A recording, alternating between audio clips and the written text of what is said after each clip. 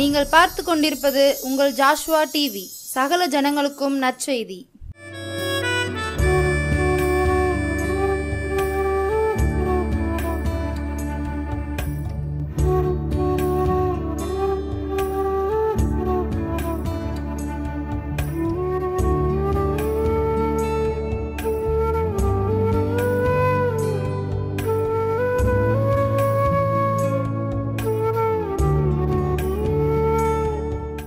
தேவனுக்கு மகிமை. தேவனாகிய கர்த்தரின் திருநாமம் மையப்படட்டும்.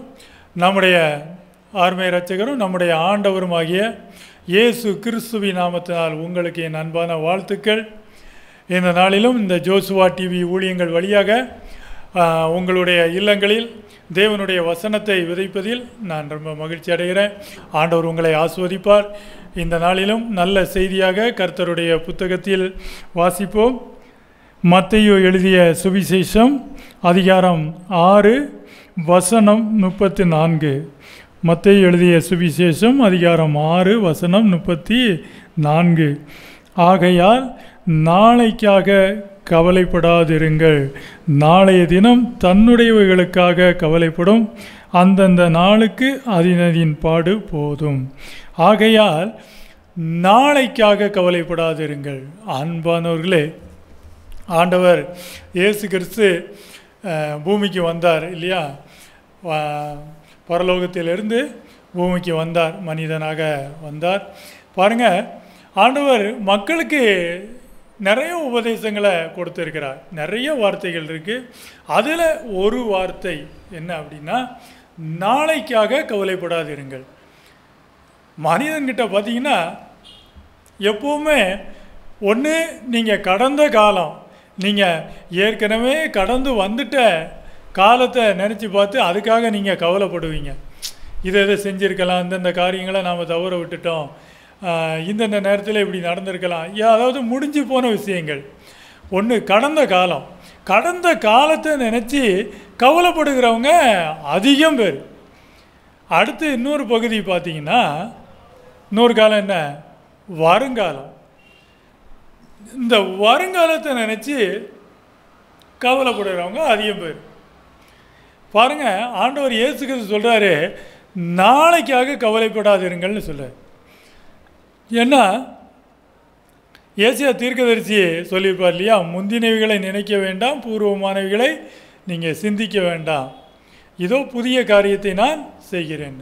அப்போ முந்தின காரியங்கள், வரும் காரியங்கள், இது ரெண்டுமே நம்மளை என்ன செய்யணும்னா கவலைப்பட வைக்கிது, நம்மளை கவலைப்பட வைக்கிது. ஆண்டவர் இயேசு கிறிஸ்து அதெல்லாம் சொன்னார், நாளைக்காக கவலைப்படாதிருங்கள்னு சொன்னார். ஏன்னா என்னென்ன எவ்வளோ கவலைகள் மனிதனுடைய மனசில் பார்த்தீங்களா? ஆண்டவர் அதான் சொன்னார், வருத்தப்பட்டு பாரம் சுமக்கிறவர்களே நீங்கள் எல்லோரும் என்னிடத்தில் வாருங்கள், நான் உங்களுக்கு இளைப்பாறுதல் தருவேன்னு சொன்னார். அன்பானவர்களே, கவலைகள் இல்லாத மனிதன் யார் அப்படின்னு பார்த்தீங்கன்னா, யாருமே இருக்க மாட்டாங்க. எல்லாருக்கிட்டையுமே கவலை இருக்கும். ஆனால் கவலை இல்லாத மனுஷனாக வாழணும் அப்படின்னு சொன்னால் நம்மளுடைய கவலைகளை ஆண்டவர்கிட்ட ஒப்படைச்சிடணும், தேவன்கிட்ட ஒப்படைச்சிடணும். ஆண்டவரே, நாளைய காரியத்தை உம்முடைய கருத்தில் வைக்கிறேன் அப்படின்னு சொல்லி ஆண்டவருடைய கையில் ஒப்பு வச்சுட்டு ஜெபிச்சுட்டு நீங்கள் இந்த நிகழ்காலத்தில் உங்களுடைய பணிகளை நீங்கள் செய்யுங்க. முடிஞ்சு போனதை குறித்து கவலைப்படாதீங்க, வரப்போகிறத குறித்தும் கவலைப்படாதீங்க. ஏன்னா அதெல்லாம் ஆண்டவர் கர்த்தர் எனக்காக யாவையும் செய்து முடிப்பார்னு சங்கீதக்காரர் சொன்னார். பற்றில ஆண்டவர் உங்களுக்காக எல்லா காரியத்தையும் நேர்த்தியாக அதினதின் காலத்தில் நேர்த்தியாக செய்து தர அவர் போதுமானவராக இருக்கிறார். அன்பானவர்களே, நீங்கள் நாளையை பற்றி கவலைப்படாமல் இந்த நாள் கர்த்தர் நமக்கு உண்டு பண்ணி தந்த நாள். அல்லேலூயா. இந்த நாள் நமக்கு கர்த்தர் உண்டு பண்ணி தந்த நாள். இந்த நாளில் நாம் செய்ய வேண்டிய காரியங்கள் என்னென்ன, இந்த காரியங்கள் மேலே உங்களுடைய முழு கவனமும் இருக்கட்டும். அன்பானவர்களே, கவலை கவலை கவலை, எவ்வளோ கவலைகள். வீடு இருந்தாலும் கவலை, வீடு இல்லைனாலும் கவலை, சொந்தமாக நிலம் இருந்தாலும் கவலை, நிலம் இல்லைனாலும் கவலை இல்லையா? எவ்வளோ கவலை. பிள்ளை இல்லைனாலும் கவலை, பிள்ளை இருந்தாலும் பிள்ளைக்கு எப்படி வர செலவு பார்க்க போகிறோன்னு கவலை. ஒரு குழந்தை பிறந்துச்சுன்னா, ஆமாம், ஒரு பெண் குழந்தை பிறந்துச்சுன்னா உடனே இந்த பெண் குழந்தையை எப்படி நம்ம கரை சேர்க்க, எப்படி வரசலை பார்க்க போகிறோம், எப்படி கரை சேர்க்க போகிறோம், எப்படியெல்லாம் கவலை பாருங்கள். ஏன்னா மனிதனுடைய மனசு பார்த்திங்கன்னா எப்போவுமே எந்த பக்கம் சாஞ்சி இருக்குன்னா கவலை, வருத்தம், துக்கம், இதை தான் எப்போவுமே சார்ந்திருக்கும். இது இயல்பான ஒரு விஷயம். இது எப்படின்னா, இந்த கவலைப்படுதலை, வருத்தப்படுதலை, துக்கத்தை கொண்டு வர்றது யாருன்னு பார்த்தீங்கன்னா பிசாசுடைய சிந்தனைகள். பிசாசுடைய சிந்தனை தான், பிசாசின் செயல் தான் என்ன செய்யும்னா உங்களை கவலைப்பட வச்சு ஒரு ஓரத்தில் உங்களை முடக்கி போட்டுரும். ஏன்னா கவலைப்படுற மனிதன் என்ன செய்ய மாட்டான்? சிரிக்க மாட்டான். கவலை இருக்கிற இடத்துல என்ன இருக்காது? சிரிப்பு இருக்காது, சந்தோஷம் இருக்காது இல்லையா? சந்தோஷம் இருக்கிற இடத்துல என்ன இருக்காது? கவலை இருக்காது. அன்பானவர்களே, ஆண்டவர் சொல்கிறாரு, நாளைக்காக கவலைப்படாதீர்கள்னு சொல்கிறார். அதனால தான் அப்போஸ்தலன் பவுல் சொன்னார், கர்த்தருக்குள் எப்பொழுதும் நீங்கள் கவலையோடு இருங்க அப்படின்னு நான் சொன்னார். கர்த்தருக்குள்ளே எப்போவுமே நீங்கள் சந்தோஷமாக இருங்கன்னு சொன்னார். அல்லேலூயா. கர்த்தருக்குள்ளே எப்போவுமே நீங்கள் சந்தோஷமாக இருங்க. கர்த்தர்கிட்ட நீங்கள் எப்போவுமே மன மகிழ்ச்சியாக இருங்க. கர்த்தர் உங்களுக்கு என்ன தேவையோ அந்த காரியங்கள் எல்லாம் ஆண்டவர் பார்த்துப்பார். வருங்காலம் ஆண்டவருடைய கருத்தில் தான் இருக்குது. எந்த காரியமும் நம்ம கையில் இல்லை. அது இப்போ இருக்கிற இந்த நிகழ்காலமாக இருந்தாலும் சரி தான், அடுத்து நம்ம வாழ்க்கையில் வரக்கூடிய வருங்காலமாக இருந்தாலும் சரி தான். யாருடைய கையில் இருக்குது? நம்ம கையில் இருக்கா? கர்த்தருடைய கையில் இருக்குது. கர்த்தருடைய கையில் உன்னை என் உள்ள கைகளில் நான் வரைஞ்சி வச்சிருக்கேன்னு ஆண்டவர் சொன்னார். உனது மதில்கள் எப்பொழுதும் எனக்கு முன்பாக இருக்குன்னு சொன்னார். அன்பானவர்களே, எப்பவுமே தேவன் நம்மை நினைத்து கொண்டு தான் இருக்கிறார். நம்ம வாழ்க்கையை பார்த்து கொண்டு தான் இருக்கிறார். அதனால தான் தேவன் சொன்னார் நமக்கு, நாளைக்காக நீங்கள் கவலைப்படாதீங்கன்னு சொன்னார். இதை சொல்லும்போது இயேசு கிறிஸ்து என்ன சொல்கிறாரு? ஆகாயத்து பட்சிகளை நீங்கள் கவனித்து பாருங்கள்னு சொல்கிறார். காட்டு புஷ்பங்களை நீங்கள் கவனித்து பாருங்கன்னு சொல்கிறார். இந்த ரெண்டு காரியங்களை அங்கே சுட்டி காட்டி இயேசு கிறிஸ்து பேசுகிறாரு. கவலைப்படாதீங்கன்னு சொல்கிறதுக்கு ரெண்டு காரியத்தை சுட்டி காட்டி பேசுகிறார். ஒன்று ஆகாயத்து பறவைகள், இன்னொன்று காட்டு புஷ்பங்கள். பாருங்கள், இந்த காட்டு புஷ்பங்களை எவ்வளோ அழகாக, எத்தனை கலராக எவ்வளோ அழகாக பூக்குது பாருங்கள். அதெல்லாம் யார் நம்மளுடைய திறமையால் அது உருவாகுது? அதனுடைய வண்ணமயமான அழகு நம்மளாக கொடுக்குறோம் இல்லையே? காட்டு புஷ்பங்கள் பாருங்கள், காட்டில் கிடக்கிற அந்த செடிக்கு, அந்த புல்லுகளுக்கு நம்ம என்றைக்காவது கொண்டு போய் தண்ணியை ஊற்றிட்டு இருக்கோமா? கர்த்தரே அதுக்கு நீர் ஊற்றுகிறார். அல்லேலூயா. கர்த்தரே நீர் ஊற்றுகிறார். அவர் மழையை பெய்ய பண்ணுகிறார், சூரியனை உதிக்க பண்ணுகிறார். மழையை பெய்ய பண்ணுகிறாரு, சூரியனை உதிக்க பண்ணுகிறாரு. அதில் நம்ம எல்லாம் வாழ்ந்துக்கிட்டு இருக்கிறோம். இதில் எதுவுமே நம்ம செய்கிறதில்லை. நம்ம சூரியனை உதிக்க செய்யவும் இல்லை, மழையை பெய்ய பண்ணவும் இல்லை. ஆண்டவர் இயேசு கிறிஸ்து சொன்னார் இல்லையா, அவர் சூரியனை உதிக்க பண்ணி மழையை பெய்ய பண்ணுகிறான்னு சொன்னார். அப்போ அவர் தான் அது. காட்டு புஷ்பங்கள் எப்படி எவ்வளோ அழகாக வளர்ந்துட்டுருக்கு, நம்ம போகிற இடம்லாம் பார்க்குறோம் இல்லையா? நம்ம வீட்லேயும் கூட பாருங்கள், பூச்செடி வச்சு நீங்கள் வளர்க்க தான் செய்கிறீங்க. அதில் எவ்வளோ அழகான பூக்கள் வருது. அது யாருடைய ஆசீர்வாதம், யாருடைய படைப்பு? யார் அந்த மேனியை அதுக்கு கொடுத்தது? கர்த்தர் கொடுத்தார். அல்லேலூயா. காட்டு புஷ்பங்கள் எப்படி வளருது? நம்ம அதை குறித்து என்றைக்காவது நம்ம கவலைப்பட்டிருக்கோமா? கிடையாது. அது காஞ்சி போனால் காஞ்சி போய் கிடக்கும். அடுத்து மழை பெஞ்சதும் அது மறுபடியும் உயிர் பெற்று எழும். தன்னுடைய பச்சையான அந்த நிறத்தை இழந்து அது முற்றிலும் என்ன ஆகுது? வறட்சியாகி வெண்மையாகி போகுது. அந்த பச்சையான செழுமை அதை விட்டு முடிஞ்சு போகுது, அதுக்கிட்ட நீர் இல்லாமல். அப்படி முடிஞ்சு போய் இருக்கும்போது அந்த காட்டு புல்லுக்கு தேவன் மழையை பெய்ய பண்ணுகிறார். மழையை பெய்ய பண்ணதும் அது இழந்து போன அதனுடைய பசுமை எல்லாம், அந்த பச்சை மேனி எல்லாம் திரும்ப அதுக்கு உயிராக வருது. பார்த்தீங்களா? அதை ஆண்டவர் என்ன செய்கிறாரு? ஆசீர்வதிக்கிறார். அதான் இயேசு சொன்னார், இன்னைக்கு இருந்து நாளைக்கு அடுப்பில் போடப்படுகிற காட்டு புல்லுக்கு தேவன் இவ்வளோ அழகாக உடுத்துவித்தால் உங்களுக்கு உடுத்துவிப்பது அதிக நிச்சயம் அல்லவா அப்படின்னு இயேசு சொன்னார். ஆகாயத்து பறவைகளை கவனித்து பாருங்கள். அது இன்னைக்கு நாம் சேர்த்து வச்சா தான் நாளைக்கு நாம் உயிரோடு வாழ முடியும் அப்படின்னு அந்த பறவைகள் நினைக்கிறது இல்லை. ஏன்னா நாளைய காரியங்களை உண்மையில் அந்த பறவைகள் நாளைய காரியங்களை கர்த்தரை நம்பி தான் அதுங்க இருக்குது. அந்த பறவைகள் எல்லாம் கர்த்தரை நம்பி தான் இருக்குது. பறவைகள் எல்லாம் எப்படி பொழைச்சிட்டு இருக்குது? கர்த்தரை நம்பி தான் வாழ்ந்துட்டு இருக்குது. அந்த மாதிரியான ஒரு நம்பிக்கை, அந்த மாதிரியான ஒரு கிறிஸ்தவ விசுவாச ஜீவிய வாழ்க்கை நம்மக்கிட்ட இருக்கணும்னு ஆண்டவர் இயேசு கிறிஸ்து சொல்கிறார். எப்போவுமே நாம் நம்மளுடைய வாழ்க்கையில் கர்த்தரை நம்பி வாழணும். நம்முடைய தேவைக்காக கர்த்தரை நம்பணும்.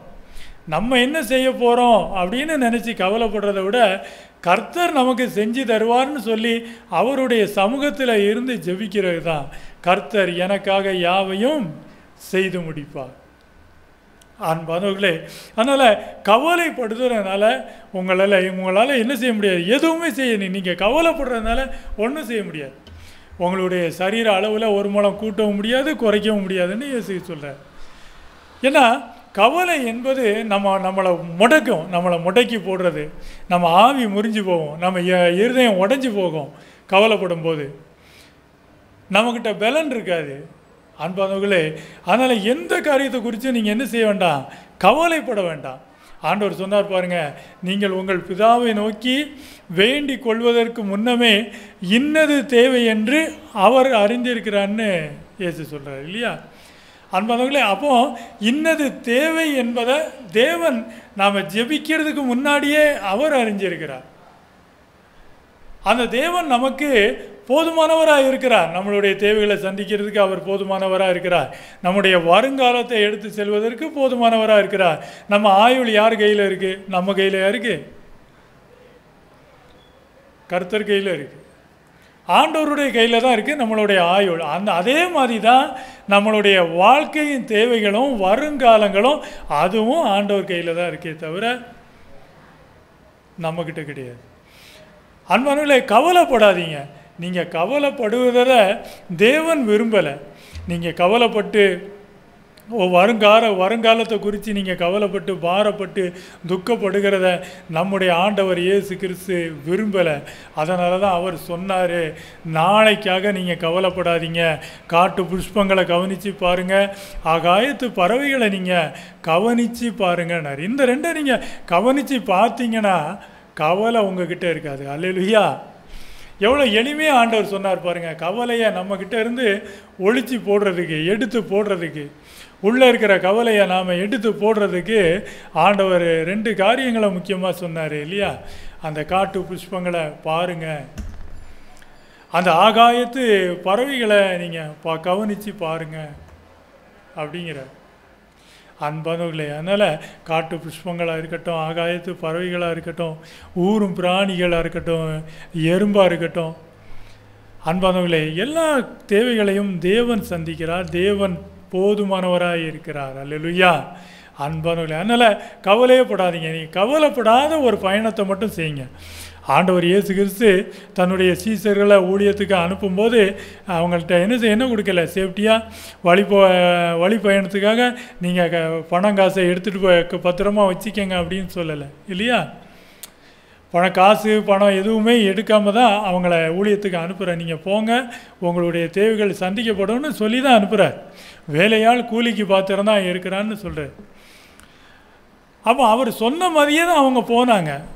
இவர் சொல்லிட்டாரு, அதனால் நம்ம அப்படி போக முடியாது அப்படின்னு சொல்லிட்டு அவங்க பணத்தையோ காசையோ மறைச்சி எடுத்துகிட்டு போகல. சொன்ன மாதிரி அவங்க அந்த நம்பிக்கையோட விசுவாசத்தோட, இதுதான் பறவைகள் போல் வாழ்கிறது. இது அந்த நேரத்தில் சீசருடைய பயணம் எப்படின்னா இந்த பறவை மாதிரி தான். அந்த பறவை மாதிரி அவங்ககிட்ட எதுவுமே கிடையாது. போகிறாங்க, தேவை சந்திக்கப்படும், கர்த்தர் சந்திக்கணும். அன்பானவர்களே, அப்படி தான் அவங்க பயணித்தாங்க. அப்படி தான் ஆண்டவர் அவங்களுக்கு வாழ்க்கையை கற்றுக் கொடுக்குறார், விசுவாச வாழ்க்கையை.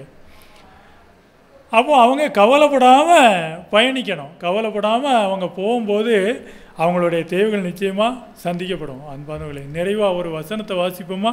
பிலிப்பியர் பாருங்க, பிலிப்பியர் சோத்ரா,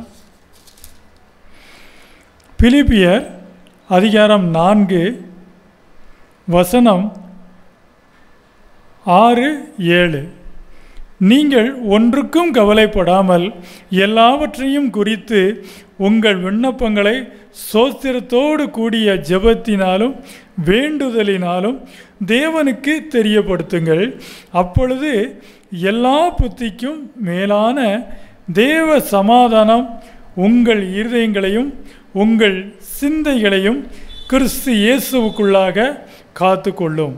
பாருங்கள், அப்பொழுது தான் உங்களுடைய இருதயம் எப்படி இருக்கும்? தேவ சமாதானத்தோடு இருக்கும். உங்களுடைய சிந்தையில் அமைதி இருக்கும்.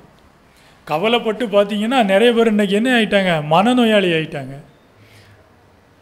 கவலை என்பது ஒரு மனிதனை என்ன செய்யுது? பைத்தியக்காரன் ஆக்கிடுது. அன்பானவர்களே, கவலைகளை கர்த்தர் மேலே வைங்க. பேதுரு சொல்கிறார் பாருங்க இல்லையா, அவர் உங்களை விசாரிக்கிறவர் ஆனபடியினால் உங்கள் கவலைகளை எல்லாம் அவர் மேலே வைத்து விடுங்கள். எவ்வளோ அழகாக சொன்னார் பாருங்கள். கவலைக்கு தீர்வு பேதுரு சொன்னார். அவர் உங்களை விசாரிக்கிறாரு, உங்கள் கவலையெல்லாம் அவர் மேலே வச்சிருங்கன்னு பேதுரு சொன்னார்.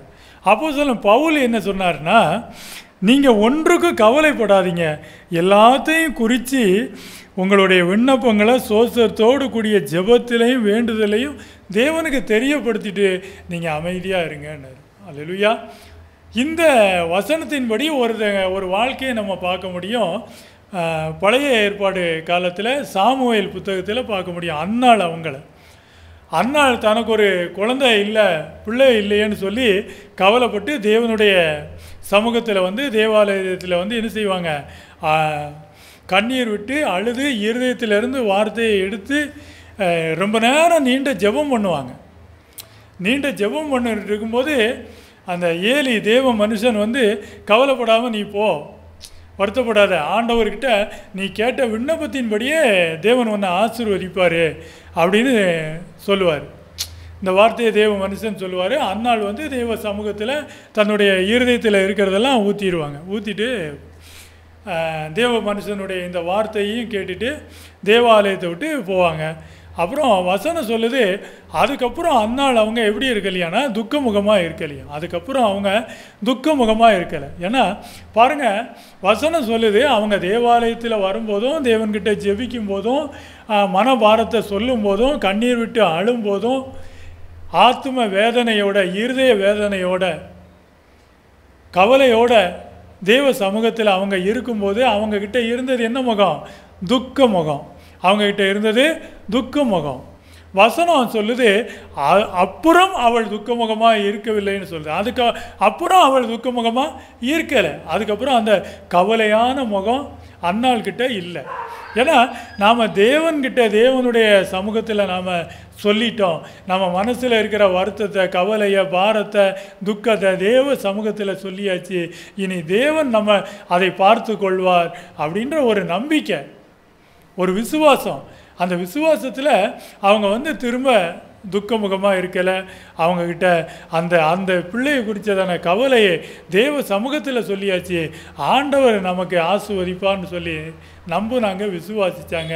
அதுக்கப்புறம் துக்கமுகமாக இருக்கலை. அதனால் அன்பானவர்களே, பவுல் அதைத்தான், அந்த மாதிரியான வாழ்க்கையை தான் நமக்கு சொல்கிறார். ஏன்னா கவலை, நிறைய கவலை இருக்குது.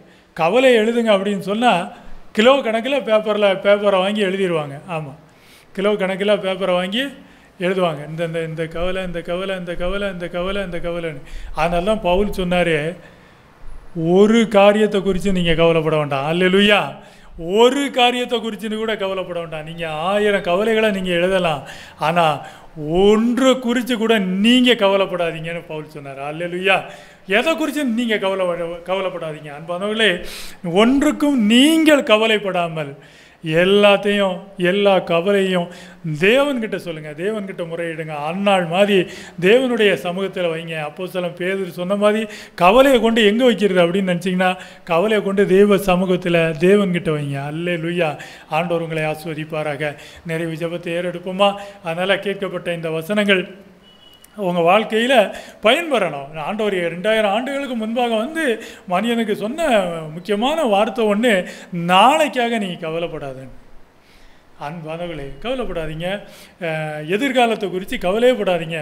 உங்கள் பிள்ளைகளின் எதிர்காலமாக இருக்கட்டும், உங்கள் எதிர்காலமாக இருக்கட்டும், எந்த காரியமாக இருந்தாலும் வருங்காலங்கள் கர்த்தருக்குரியது, வருங்காலங்கள் கர்த்தருடைய கரத்தில் இருக்குது. அந்த வரும் காலத்தை நம்ம ஆண்டவர் உங்கள் கூட இருந்து இன்றைக்கி அன்னன்னைக்கு என்ன தேவையோ உங்களுக்கு அதன்படியே அவர் உங்களை வழிநடத்தி செல்வார். நான் உனக்கு போதித்து நீ நடக்க வேண்டிய வழியை உனக்கு காட்டுவேன், உன்மேல் என் கண்ணை வைத்து உனக்கு ஆலோசனை சொல்லுவேன். அல்லேலூயா, ஆமேன்.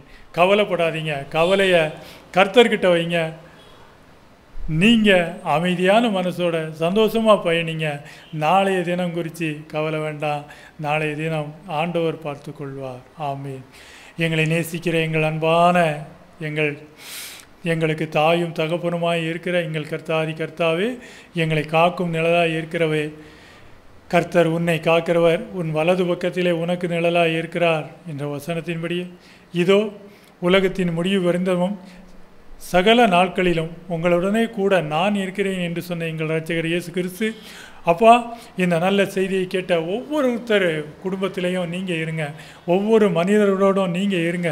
நாளைக்காக கவலைப்படாமல் கர்த்தாவே அவர்கள் வாழ நீங்கள் அவர்களுக்கு அந்த மனநிலையை ஆசீர்வதித்து கொடுக்க வேண்டும் வண்ணமாய் ஜெபிக்கிறோம் ராஜா.